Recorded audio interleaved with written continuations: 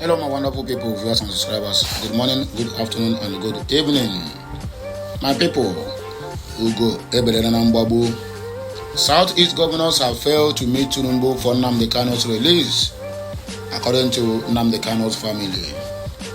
But that is by the way. The memo reaching us here is the Southeast governors have made meeting and swear that Nnamdi Kanu will never see the light of the day again, except him coming to court. That is exactly what. If you go to VOP, the matter are also being treated here as I'm talking to you this moment. So anybody who is telling you that the Southeast governors are doing anything, both Deputy Speaker of the House and the rest of them, all are the one holding Mazen Nnamdi Kanu, not Nigeria, not UK. That is the fact we just discovered. That the people holding Mazen Nnamdi Kanu are also the same people who make Ojukwu to fail. Are also the same people who got Simon Ekpa incarcerated, the same Igbos, who have sworn that nothing good will ever come to Southeast. The same way the political leaders in the North destroyed North, because they are the ones that destroyed North, not Nigeria. Northerners have held power for over 40 good years, both in military rule and in civilian rule, democracy. But go to their side, that is the poverty capital of the world. So the same way those people spoiled the North, blaming the government, is the same way the Southeast governors, the Southeast political leaders, including those big shots who feel that the world is enough for them, they are the one that is spoiling the Southeast now. They are the reason why Mazen Nnamdi Kanu's case have not been attended to. They keep on paying millions and billions of naira to the judges, to the Nigerian government. I can tell you the reason why the governors in the Southeast are not performing. Most of them are using their allocation, instead of them to use it to work for the people who they claim that voted them. They are using that money to be bribing Nigerian government never to allow anybody, emphasis on anybody, who arose to fight for the Biafran people. Don't forget, when IPOB was prescribed, Buhari was not in the country. Don't forget. It was the idea of Dave Umahi, who placed Udodinjo, and many more, who contributed money, went and give Abba Kyari, then the chief of staff, to Buhari. And Malami, they paid them that money to prescribe IPOB. But the same people, even the Northerners who supposed to meet the government to prescribe headers, are not doing that. Can't you see it that we the Igbos are the problem of our own self? Nobody is marginalizing us. Let us stop saying, anywhere I heard about this marginalization, it feels like, for me, that is Odom Kambu Madu. Odom Kambu Igbo Nekurati na Nemendi were marginalized. Nobody is marginalizing us. This is the game plan they have set out. The Southeast the Southeast politicians, those to remain in power. They will just come out and begin to cry, crocodile tears before the Igbos. You know, in the sense that, because they have sold the narrative for a very long time. So that narrative has been sold to the people for a very long time. So anybody you ask now in the Southeast and say, oh, the government is marginalizing us. My brother, nobody is marginalizing us. We are the architect of our own problem, and we are the problem of ourselves. So don't let them to gaslight you, because this one is what they keep on doing every now and then. The Southeast governors, my brother, Nnamdi Kanu's family, you should cry no more, because they are the one holding Mazen Nnamdi Kanu, not even the government of the day. That's why Tinubu is not saying anything. Do you know how much of money that is going into Tinubu's account every month that they share allocation? Most of the governors have diverted their own allocation, 50% of it or 70% of it, into the coffers of the president and the Attorney General, for them not to interfere on that case at all. Just leave Nnamdi Kanu with the Binta Iyako. Knowing fully well that it is the right of Nnamdi Kanu to choose, that said, I don't want this judge, you change judge for me if I perceive a kind of injustice coming from that same judge. So you don't even have Biafrans. Some of the Biafrans have never even bothered to ask themselves why Binta, the sister of Binta and Yako, try Mazen Nnamdi Kanu. Because the husband and the wife lives and freedom is at stake. Ebonyi community begins boundary demarcation between Aba Omege and Ishi Nkwo. Between Aba Omege and Ishi Nkwo. Police confirmed 2 suspects who killed Anambra lawmaker escaped from custody. Story. It's the story time. Children were executed by M23 in Congo, United Nations. Kpai ya Bobuchi on Chanine. The head of United Nations, which is Anthony Gutierrez, Kpai ya Bobugu. What is happening in Biafra land? You refuse to comment. But if the Biafrans take arms now, that is when you stupid African Union, ECOWAS, and the United Nations will come out to speak. But now nobody will say anything. The injustices on DR Congo have been going on for a very long time. You people refuse to speak. Now you have gotten to a point now where people are carrying arms and they come out to vomit. Chineke poko noko. Ndara. Anyway, my wonderful people, now here we go test this news. Or good morning, good afternoon, and good evening, depending on where you are. Please like, share, comment, and keep subscribing to Okute Daily Talk for more interesting videos coming your way.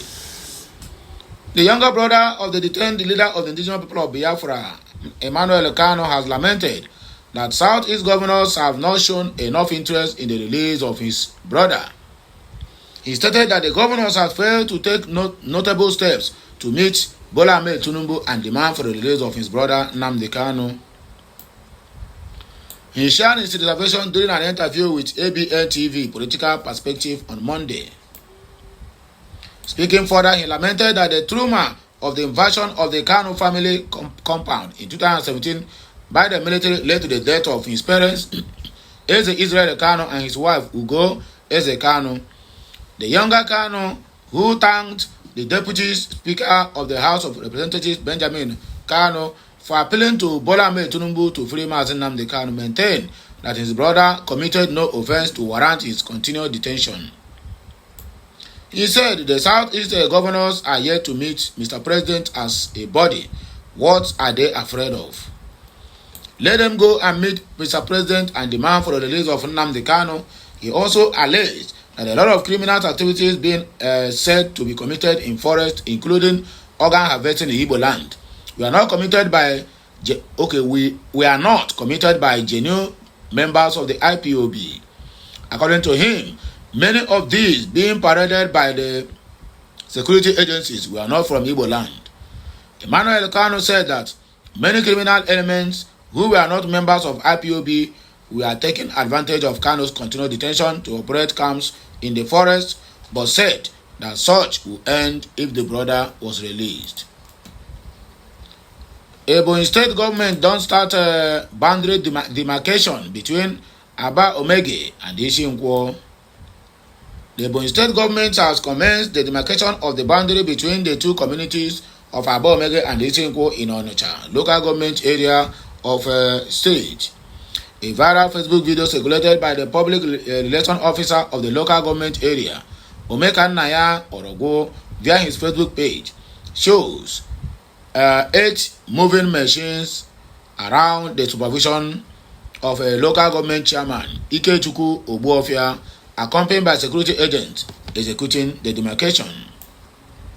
In the video, Orogu, who traced the hostilities between the people of Abomogu and Ishi Nkwo back to 1912, claimed that over 1,000 lives have been lost in the conflict.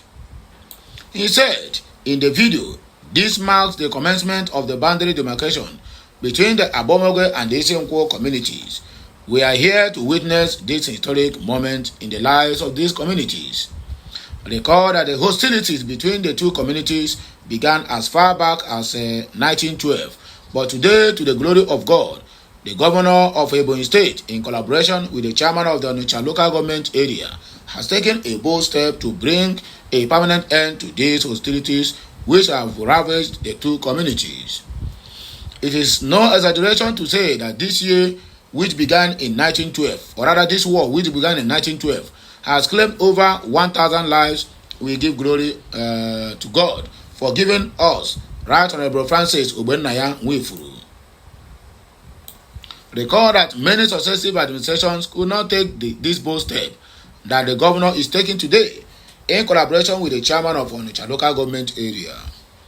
Our role is to continue praying for the two of them to succeed in their efforts to end these hostilities and restore peace and tranquility in all the troubled areas of the state.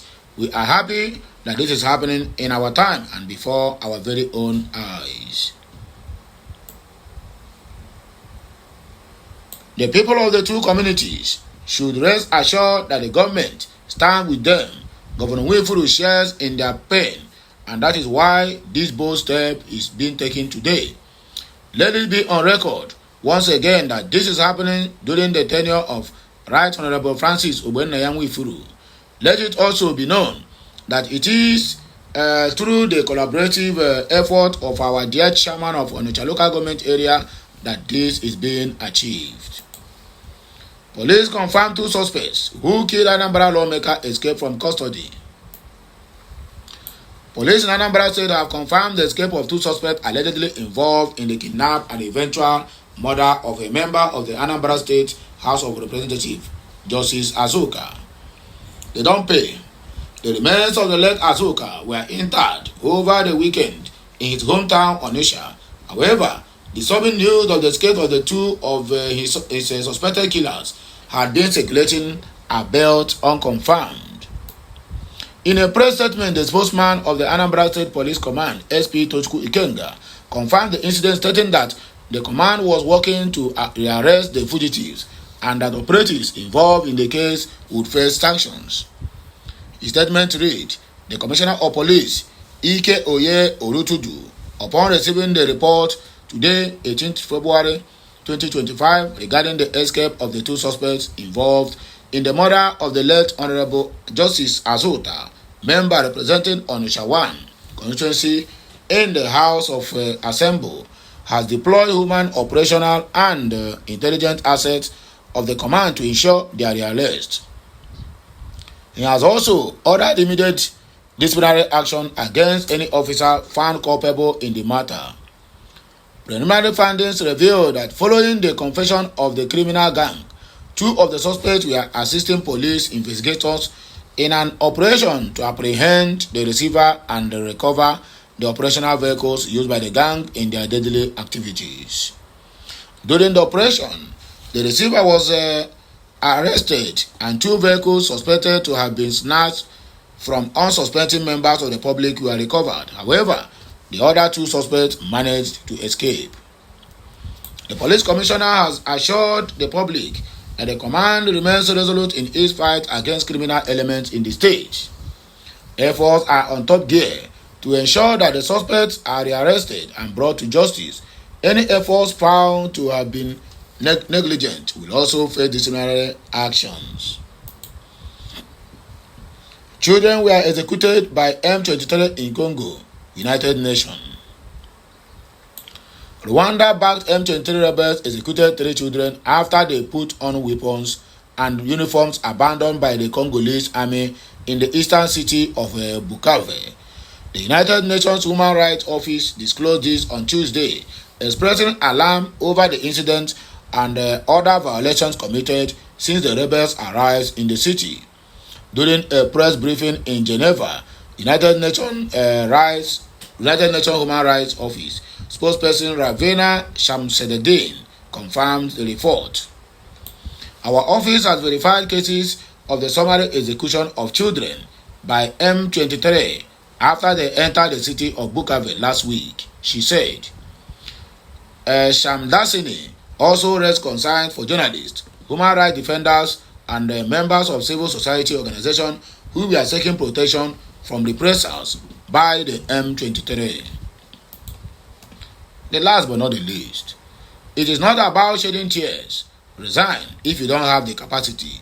Hassan Tumaranda, the chairman of the Etiosa Bar Forum, Oladotu Hassan, has advised the Speaker of the Lagos State Assembly, Mojisola Miranda, to put a lid on her emotion and effectively lead the legislative body. Speaking during an appearance on Arise News on Tuesday, he urged her to resign if she can't properly carry out her duties as a speaker. Hassan stated this while reacting to the chaos that erupted at the Lagos State House of Assembly on Monday. Early Monday morning, a heavy deployment of police and task force personnel surrounded the premises, locking the offices of the Speaker, her deputy, and the clerk of the House. This fuels speculation about Miranda's possible resignation. Despite the security presence, a plenary session was held, during which members passed a vote of confidence in Miranda. A viral video has shown the Speaker breaking down in tears after the lawmakers passed a vote of confidence. Speaking on the issue, Hassan emphasized that leadership should not be driven by emotions but by a commitment to fulfilling constitutional duties with strength and integrity. He said, "What happened yesterday ought not to be, and I don't think it is a matter of gender. It is about asserting her legal duty, not about crying. I don't believe in the sentiment of shedding tears. It is a matter of your duty. She needs to rise up and continue the office duty." Lagos cannot be shut down, Sendai. You have been invited to lead by constitutional matter. What brought Miranda was because she was elected alongside Obasa to lead the House of a functionary member of the House. House has strongly criticized the current state of affairs within the Assembly, questioning the legitimacy of Modashiri Obasa's continued claim to the speakership. He argued that Miranda was duly elected and should either rise to the challenge or step aside for a more capable leader. If Miranda seems not to openly have capacity to confront Lagos issues, let her resign and let another person be put in place, he said. He also criticized the involvement of external forces, particularly the police and the Department of State Service DSS, warning that such interference could further escalate the crisis. He urged the DSS national headquarters to investigate the matter to ensure that due process is followed and that legislative activities in Lagos are not compromised by personal or political interest. So, my people, now this here we go take a break. Our voice again must surely be heard, whether the devil like it or not. So, when I don't hear the person holding Nnamdi Kanu are not the federal government nor the UK that we are calling, nor the Tinubu we are calling, but our own brothers, the Igbos, who keep on siphoning every moment for Biafrans to get their freedom. So tomorrow, let nobody start to gaslight us that federal government are the one holding Nnamdi Kanu. We have just confirmed that the Southeast governors have vowed that Nnamdi Kanu must never escape alive from that dungeon. But don't worry, their payment is coming at the appropriate time. So please like, share, comment, and keep subscribing for more interesting videos. I, Okuro One Nation, is coming back. Keynesiano.